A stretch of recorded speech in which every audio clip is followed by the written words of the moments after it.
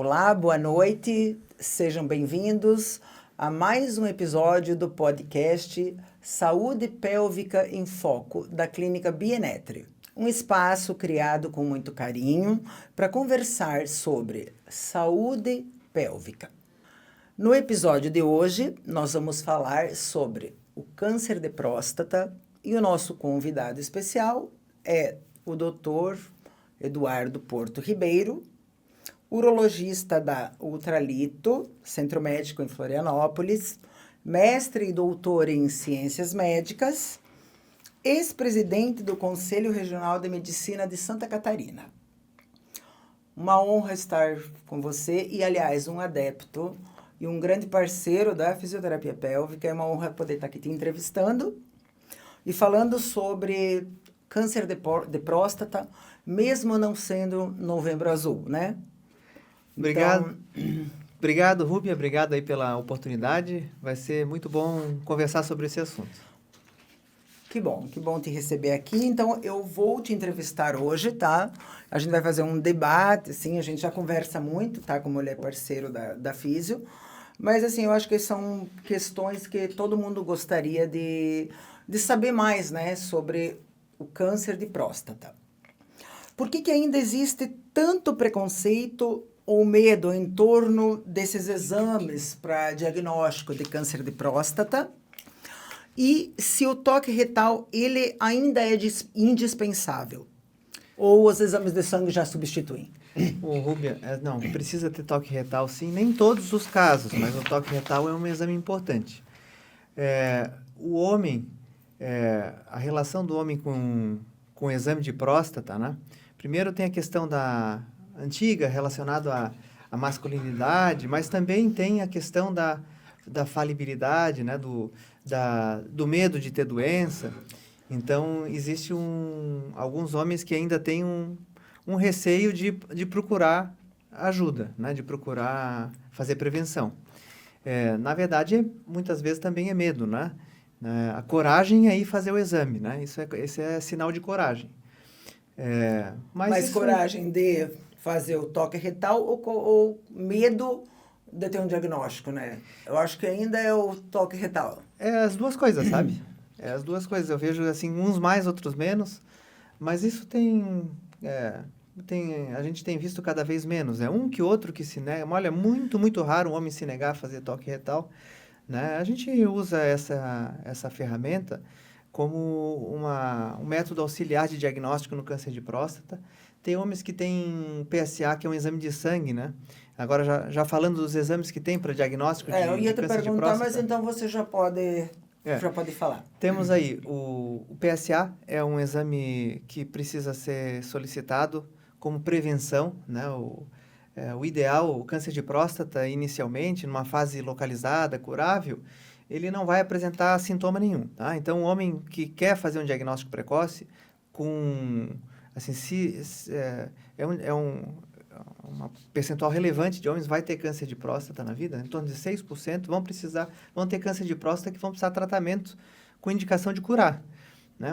O homem que quer se proteger, né, precisa fazer os exames preventivos, mesmo sem sentir nada. Quando sente alguma coisa, normalmente já é tarde demais. Então, a partir dos 40 anos, a gente começa a pedir PSA, e nessa fase, a grande maioria dos homens tem um PSA muito baixo. PSA é um exame é uma enzima, PSA é uma proteína, uma enzima que é produzida pela próstata para ser misturada no sêmen, né? Um pouco desse PSA escapa para o sangue. Algumas alterações na próstata fazem com que esse PSA no sangue aumente. O câncer é uma dessas alterações. A maioria dos homens tem a próstata saudável, o PSA ele é bem baixo, 0 alguma coisa, então nesses níveis de PSA ele até se basta e a gente tende a não fazer toque retal nesses casos. A partir do momento que o homem vai envelhecendo, a próstata tende a crescer, esse é um fenômeno universal, natural, e o PSA tende a aumentar. Em algum momento o PSA vai ficar mais alto. Então tem níveis, faixas de PSA, que te colocam numa curva de risco de portar câncer de próstata. Um PSA, por exemplo, um PSA entre 1,5 e 2,5, a chance é de uns 10%, olhando só esse número. Tá, você está falando 1,5%, 2%, não é 0,1%, é 1,5%, 2%, né? Não, o valor absoluto mesmo, tá? Tá. Então, a pessoa que tem um PSA de 1, entre 1 e 1,5, a chance é 1% de ter câncer de próstata. Um PSA é entre 4 e 10, a chance já sai para 50%.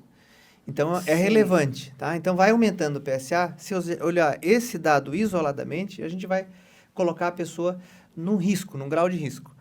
E aí a gente usa, claro, além do PSA, o toque retal, né? Às vezes o PSA aumenta um pouco e é um tumor de um tipo mais sério, e o PSA nem aumenta muito mais. E o PSA passa a desenvolver, o câncer começa a crescer, e a gente no toque consegue sentir o nódulo, né, endurecido, pétreo, ou diferente da consistência da próstata, que nos indica que aquele PSA não tão alto assim, ele realmente é mais relevante. A gente tem que se preocupar mais, tá? E hoje tem outros exames. A gente vê o PSA livre, que é relação com o total. Né? Esse é um exame que também a gente usa. Quando o PSA está num nível intermediário, que a gente quer saber se tem que evoluir num exame mais invasivo, por exemplo, que é a biópsia, a gente não quer pedir biópsia desnecessária, né? Mas também não quer deixar de pedir uma biópsia naquele homem que precisa. Sim. Então, a gente usa recursos. Aí, o PSA livre, é quanto o PSA aumenta por ano, o PSA relacionado ao tamanho da próstata, o toque retal, eventualmente ressonância. Então, o urologista usa vários recursos para tentar classificar aquela pessoa como um risco maior que merece uma biópsia. Uhum. E os outros, o médico do PSF, o cardiologista, também pedem PSA. Sim. E normalmente, assim, se o PSA começa a aumentar um pouco, eles mandam para o urologista para fazer toque. Então, significa que, vamos lá, um exemplo. Um paciente que tenha uma próstata, por exemplo, um ultrassom, no exame de imagem, né, um ultrassom ali da próstata, ele pode ter uma próstata de 100 gramas, 80 gramas, e isso não significa que ele tem câncer de próstata se o PSA dele está baixo. Então, assim, como é que isso... O câncer de próstata não costuma fazer com que a próstata aumente de tamanho. Então, isso seria uma HPB, né? Isso é um crescimento benigno de próstata, que é um fenômeno universal. Né? Um adolescente tem próstata de 10 gramas, 15 gramas. Mas esse é um medo que muitos pacientes que eu atendo, que têm HPB, que vão com aquelas disfunções miccionais, né? Que a gente já sabe, né? De uma alteração ali no fluxo da micção, uma diminuição do fluxo, parece que é uma obstrução. Eu já tive pacientes com... aliás, eu tenho um paciente que a próstata dele pesa 140 gramas e ele sempre tem medo de ele achar que ele está com câncer. E eu falei, você convive há quantos anos com essa próstata desse jeito e ainda não deu câncer? Não está com câncer, né? Então, por isso que eu te fiz essa pergunta. Se essa próstata ali, pesando 100 gramas, 80 gramas, significa que isso pode ser câncer? Não. Não, essa próstata 140 gramas, do jeito que tu falasse, é classificada por uma próstata gigante, né? Então, esse paciente tem uma próstata bem grande. Aliás, vou te mostrar isso. Alguns homens com próstatas maiores, quanto maior a próstata, mais tende a incomodar do ponto de vista de obstrução da bexiga, de entupimento e de dificuldade miccional. Então, essa é a hiperplasia prostática benigna sintomática. A hiperplasia prostática benigna também aumenta o PSA. Então, na média, é linear. Quanto mais aumenta a próstata, mais aumenta o PSA. Na média, tem variações, né? Então, isso atrapalha ou interfere na nossa capacidade de usar o PSA como uma ferramenta diagnóstica para diagnóstico de câncer de próstata. Então, se tu pega um PSA um pouco mais alto, mas a próstata é gigante, a gente mais ou menos fica tranquilo em relação a esse valor de PSA, porque, afinal, a gente está lidando com uma próstata maior. Sim. Mas a gente não deixa daí de fazer os outros exames, provavelmente incluindo aí uma ressonância, dependendo do PSA que for. Né? E o toque retal, com certeza. Porque aí a pessoa fica nesse limbo, que a pessoa tem a próstata grande, o PSA já está mais alto, e aí pode confundir, porque se aparece um câncer que aumentar o PSA dele já é alto, então você não deve deixar de fazer os outros exames, porque pode aparecer um câncer de próstata também num paciente com ou sem próstata grande, entendeu? Mas, no geral, normalmente, então, o câncer de próstata mesmo não tem a ver com o tamanho da próstata. tem a ver Você com o pode estar tamanho, com PSA alterado, no exame de toque você consegue perceber ali uma diferença nessa densidade ali na textura, um nódulo, e isso que indica, pode ser 20, 30 gramas a próstata. Isso é uma dúvida ótima, todos os pacientes perguntam, então é muito bom se falar.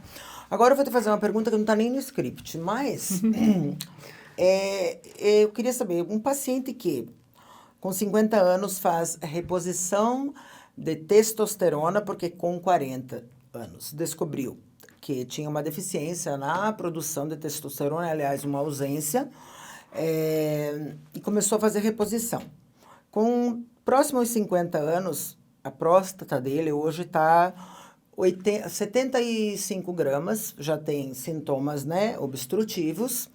Então, assim, a testosterona, essa reposição, ela pode aumentar a próstata, o tamanho da próstata? Assim, ó, se a pessoa estava hipogonádica, né? Se a pessoa tinha um distúrbio hormonal, ela estava com testosterona abaixo do normal, a próstata, se essa testosterona foi muito baixa, né? O valor ficou muito abaixo, a próstata até chega a atrofiar. A próstata depende, a fisiologia da próstata depende do nível normal de testosterona. Ela tem um sistema tampão, que é a dihidrotestosterona, que dependendo do valor da testosterona no sangue, a próstata não toma conhecimento, não dá muita bola para isso. Valores muito baixos e muito altos podem interferir com a próstata. Então, se ele fez a reposição de testosterona saudável, ou seja, se aumentou a testosterona para níveis fisiológicos, níveis normais, se ele não fez aquelas supra-reposições de academia, aquelas maluquices, se ele fez uma reposição saudável... É saudável. Quer dizer, a próstata dele tem um tamanho que seria o esperado para ele. Se ele tinha HPB, vai ter HPB. Sim. A reposição de testosterona não vai aumentar o risco de câncer de próstata. Ótimo. Isso é uma das coisas mais estudadas que tem. Mas reposição hormonal... não aumenta o risco do câncer. Mas ela pode aumentar o tamanho da próstata ou não? Ela vai normalizar o tamanho da próstata. Se ele era hipogonádico, ela estava menor do que seria o esperado para ele. Entendeu? Ótimo, boa. Né? Mas, e assim, ó, isso quando está o valor muito baixo. Né? Porque para chegar a atrofiar a próstata são valores de testosterona mais baixos mesmo, né? Tem gente que está bem hipogonádica, hipogonadismo severo. Se é um hipogonadismo moderado, se é uma pessoa que tem um pouco de sintoma, mas o valor de testosterona não é tão baixo assim, normalmente não muda nada na próstata. Ok. E hoje em dia, né, é uma coisa que antigamente a gente achava que o câncer de próstata atingia só idosos. Hoje, faz uns 3 anos que eu comecei a observar um aumento, assim, exagerado de pacientes com 53, 55, 60, 62 anos com câncer de próstata. Então, quais são esses fatores determinantes? Existe alguma coisa, porque antigamente era antigamente, a gente tinha subdiagnóstico, né, em tudo, mas achava que só velhinho que tinha câncer de próstata. Então, hoje a gente já vê que não é. O que acontece? Isso não mudou, Rubio. O que aconteceu foi que esses diagnósticos estão mais precoces. Tu tens uma clínica que é referência na cidade, no estado, e os urologistas encaminham para ti para tratamento de reabilitação pós-cirúrgica, e a gente tem feito, quer dizer, são pessoas que se preocupam e que fazem diagnóstico precoce. São homens que lá na frente, velhinhos, já não teriam tanta chance de ficar curados, né? Mas realmente, assim, ele aumenta o diagnóstico a partir dos 60 anos, mas tem uma preocupação que quando aparece os tumores genéticos, os tumores mais graves, quer dizer, quando aparece no jovem, nessas idades que tu falasse, menos de 65 anos, ou 40 e pico, 50 e poucos anos... a partir de 50 já peguei uns 5, 6 casos. Tem um risco maior de ser câncer mais grave. Né? O tumor que acomete jovem tem uma possibilidade maior de ser genético e ser mais grave. Sim. De um tipo mais grave. Porque câncer de próstata, essa é outra definição interessante de falar, né? Não é tudo igual, não tem um câncer de próstata só. A gente basicamente classifica em 5 tipos ou 5 graus de risco. Sim. Tá? E a partir do momento dessa graduação de risco, que importa muito nessa gradação de risco, a biópsia. Então, quando a gente acha que a pessoa tem uma chance de ter câncer de próstata, a gente indica a biópsia. Biópsia é um exame que hoje em dia, idealmente, se faz com sedação, a pessoa tira um soninho e acorda como se fosse uma endoscopia, né? Envolve tirar fragmentos de próstata, então é uma agulha que vai lá e espeta a próstata. Isso pode ter um risco de sangramento, tem risco de infecção, é risco baixo. Normalmente a pessoa tira de letra uma biópsia de próstata dessa, mas existe risco, então a gente tenta não indicar para quem não precisa. Sim. Quando precisa, faz a biópsia, e aí vem a análise patológica, é feita uma análise do tipo de tumor, conforme o patologista vê lá, né, identifica na peça, né. Tem tumores que são mais diferentes do tecido normal, mais perigosos, com risco, com comportamento mais agressivo, maior chance de se espalhar, crescimento mais rápido. Então, de a gente já chegar um pouco atrasado, os tipos mais graves. E tipos tão brandos que a tendência no mundo é, para esses casos, propor para a pessoa um acompanhamento vigilante.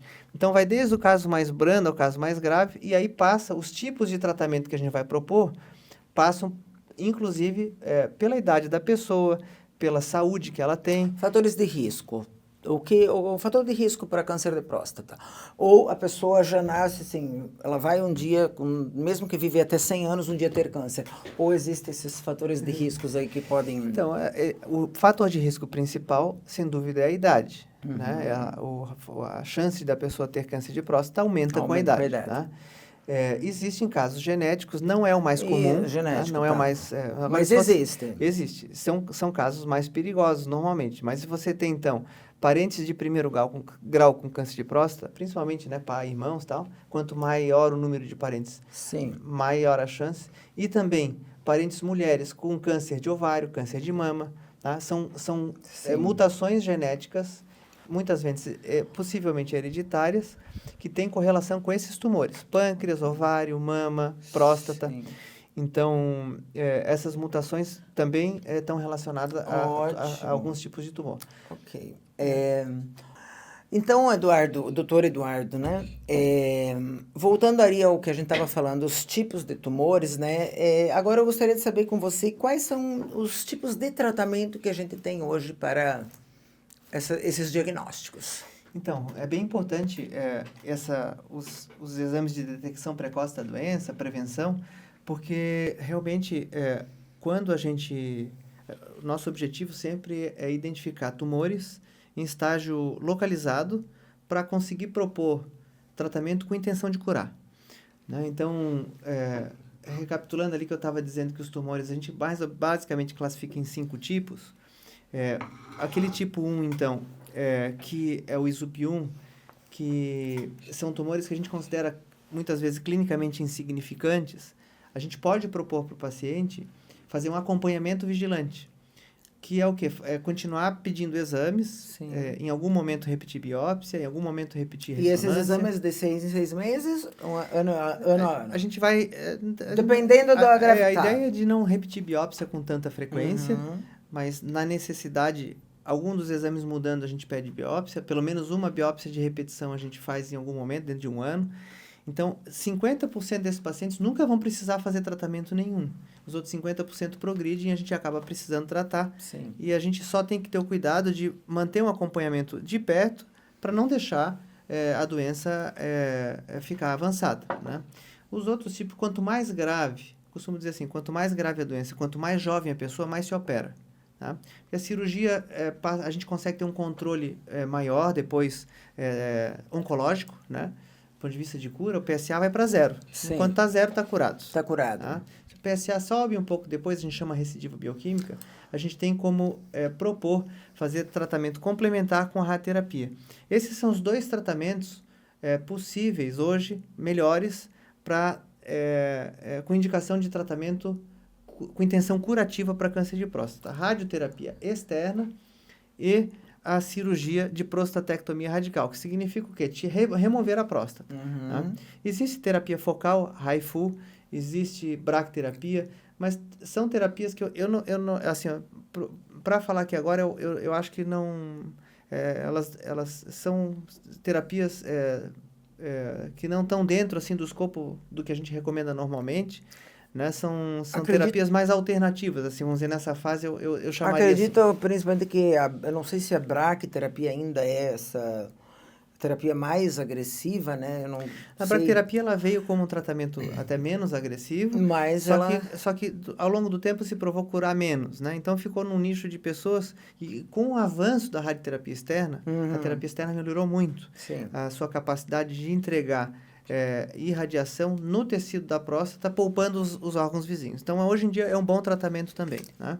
Então, a gente indica a radioterapia para tumores intermediários, pacientes mais idosos, pacientes mais doentes, onde a cirurgia passa a ser um risco, né? Algumas pessoas preferem radioterapia. A gente tem que conversar com a pessoa e ver o que ela que opta também, né? A gente não deve deixar de explicar os tratamentos disponíveis. Quando o tumor ficou avançado, quando saiu da próstata, quando a gente chama doença sistêmica, que é quando já se espalhou, não está mais só localizado na próstata. Então, faz menos sentido fazer um tratamento localizado se a doença já se espalhou. Nesses casos, o tratamento passa a ser com medicação, né? Durante um tempo, bloqueio de hormônios, né? E, eventualmente, quimioterapia e outras medicações que existem hoje disponíveis, né? Está avançando também a urologia nesse sentido de, mesmo que nesses casos a gente não consegue ainda curar o câncer de próstata, a gente consegue bloquear o câncer de próstata durante um bom tempo e cada vez mais esses tratamentos também estão melhores, né? Então, a gente, quando consegue fazer um tratamento com intenção de curar por exemplo, uma prostatectomia, enquanto o PSA está zero, o paciente está curado, não precisa fazer mais nada. Mesma coisa com radioterapia. O PSA não cai para zero, mas a gente cai num número baixo, a gente sabe que aquele paciente está controlado, não precisa fazer mais nada também. Certo. Eventualmente, isso aí pode, né, um paciente que já não estava localizado, ou uma doença mais grave, pode ficar uma doença avançada e precisar fazer esses tratamentos de bloqueio. Então, Eduardo, voltando aí ao assunto que a gente estava agora conversando sobre a hormonioterapia, né? Eu gostaria que você explicasse um pouquinho. Eu tenho muitos pacientes que chegam no consultório depois de 3 meses, né, de prostatectomia radical, para tratar incontinência urinária, dar uma atenção aí à disfunção erétil. Após 3 meses, o exame, o PSA deles já, quando eles repetem, que vocês mandam repetir, vem um pouco alterado. Aí isso significa metástase. Tem a terapia hormonal que você falou, né? Então, eu gostaria que você explicasse essa terapia. O que é essa terapia hormonal? O hormônio alimenta o câncer, né? Então, significa que tem que estar tirando o hormônio do corpo, eles têm que parar de produzir esse hormônio? Assim, então, quando o PSA aumenta depois de uma prostatectomia radical, ou quando ele começa a aumentar muito depois de uma radioterapia, quer dizer que tem doença, né? Se não tem doença, o PSA, depois de uma cirurgia, está zero. Então, começou a subir o PSA, normalmente, principalmente se o PSA foi para zero e começou a subir depois, normalmente não significa metástase, significa doença que sobrou ali, residual, no sítio da próstata, ali no local onde era a próstata. Entendi. Então, nesses casos, a gente tende a encaminhar para a radioterapia. Dependendo do tipo de doença, o bloqueio hormonal ajuda a radioterapia no tratamento. Então, se faz temporariamente bloqueio hormonal. Em outros casos, é porque a gente realmente já diagnosticou que a pessoa está com doença avançada. Doença metastática já foi para os ossos, ou tem doença à distância. Nesses casos, a gente faz bloqueio de hormônio. O câncer de próstata, ele depende de testosterona. Quando não tem testosterona nenhuma, quando a testosterona no corpo está zerada, ele involui. Ele não morre completamente, ele não desaparece, mas ele fica inativo. Até que depois de um tempo pode acontecer dele ficar hormônio resistente e crescer independente de não ter hormônio. Mas durante um bom tempo, o tumor fica estabilizado, fica zerado lá o PSA, porque a pessoa está com hormonioterapia. Ok. Tá? E outra pergunta. Então, por exemplo, se ele zerou ali a testosterona, após esse tratamento, não tem mais o PSA elevado, essa testosterona dele, ela pode ser reposta ou o próprio organismo que vai voltando a produzir testosterona? Dúvida de muitos pacientes. Em bloqueio hormonal, a pessoa se sente meio, né, borocochô, fica cansadona, dá fadiga muscular, pode dar até cãibra, dá calorão noturno. São vários possíveis, né, desinteresse sexual, possíveis sintomas que o homem tem quando está sem hormônio, né? Então, quando libera, quando, assim, eventualmente é um tratamento temporário, a pessoa pode retomar, pode voltar a ter hormônio, pode demorar um tempo até a hipófise trabalhar e o testículo trabalhar e a pessoa voltar a ter a sua testosterona de Mas antes. isso pode acontecer, o corpo volta... Volta. Se você para com Ótimo. bloqueio, volta. Pode Tá. ser um processo um pouco Mais demorado. lento. Se a pessoa Ótimo. está muito sintomática, a gente pode ajudar até, tá? Porque se a pessoa já tem, já pode voltar a ter hormônio, a gente pode fazer uma reposição hormonal temporária ali. Normalmente se faz com gel, para não ter injeção, que é Sim. duradouro, né? Ou então até medicações que estimulam a hipófise, estimulam o eixo hormonal, o próprio organismo voltar a produzir testosterona. Certo.